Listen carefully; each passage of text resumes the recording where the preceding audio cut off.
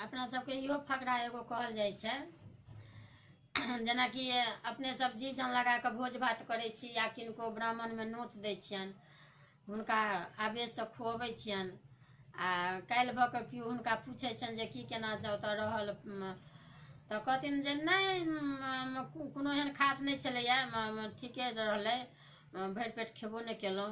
तऽ ओकर कहावत ई छै जे मुनि माय किछु नहि खाय आ टुके टुके रोटी 2.5टा खाय। तऽ ई फकरा अपना सबके से एहि पद पर कहल जाइ छै जे वएह जेना कहलहुँ हेँ, मुनि माय किछु नहि खाय, टुके टुके रोटी 2.5टा खाय।